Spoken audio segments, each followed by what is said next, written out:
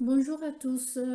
Voilà, je voulais témoigner pour Maître Faber. C'est quelqu'un de très très très fort. Je le recommande vivement. Moi, mon copain, il est parti au bout de 6 jours et il est revenu au bout de 48 heures. Et je suis très contente des résultats, mais vraiment très contente. Il est très compétent, très fort. Il faut y aller, il faut pas avoir peur. C'est quelqu'un de bien, il fait très bien son travail. Allez-y les gars. Franchement, il est fort. Merci beaucoup.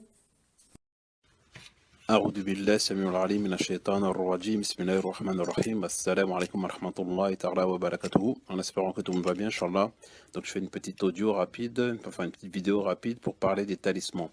Et là comme on voit à l'image, ce talisman qu'on doit mettre dans notre poche ou autour de la taille ou bien dans nos habits dans le placard, il est à l'instar des talismans en fait qu'on porte au doigt. C'est sous forme de bague, mais c'est exactement la même chose en fait, c'est juste pour le côté pratique. Et il y a des gens donc qui portent ces bagues en espérant être protégés, en espérant avoir du succès, en espérant avoir des choses dans la dunya ou autre, quoi. Voilà. Mais ce qu'il faut que ces gens qui portent ces talismans, que ce soit celui-là qu'on voit à l'image ou l'autre sous forme de bague, ils sachent, c'est la manière que ces talismans sont préparés par les sorciers, les marabouts, les guérisseurs, etc., quoi. Voilà.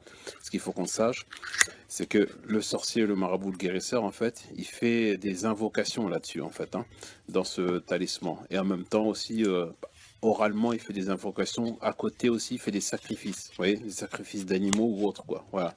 Mais à qui il fait ces sacrifices? Est-ce qu'il les fait à Allah ou il les fait à un esprit, à un puissant démon, un puissant djinn ou autre? C'est ça le problème, en fait. C'est ça qu'il faut savoir. Et ben, ce qu'il faut, on va voir de toute façon par la suite ce qu'il en est, quoi. Voilà. Là, j'ai un talisman sous la main. Voilà.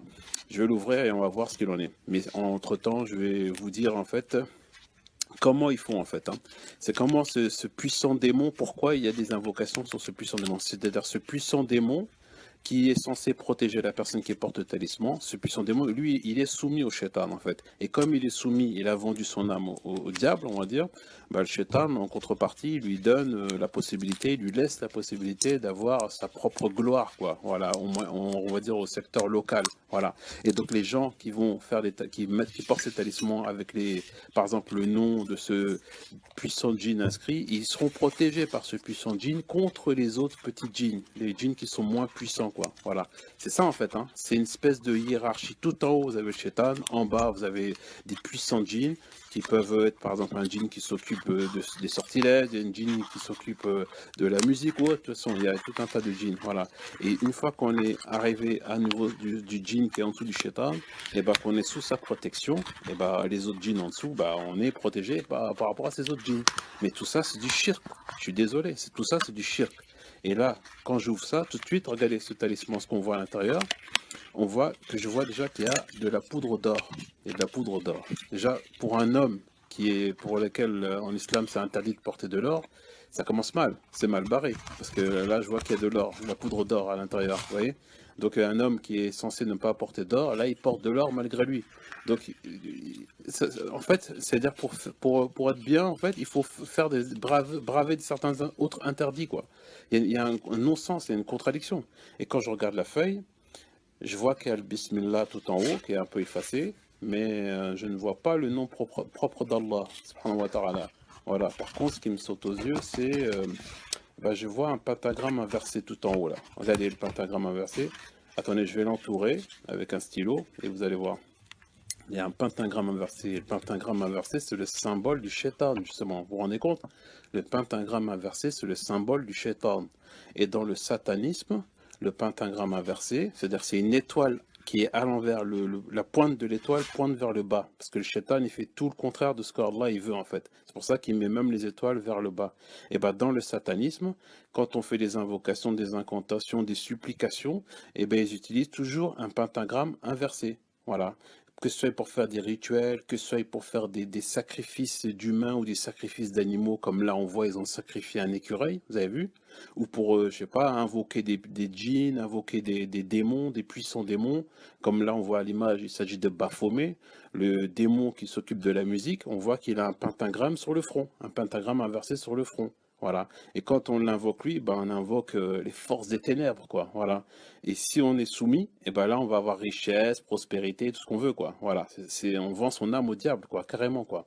Et là, on voit aussi, pareil, ils font des rituels avec des bougies, etc. et tout, quoi. Vous voyez?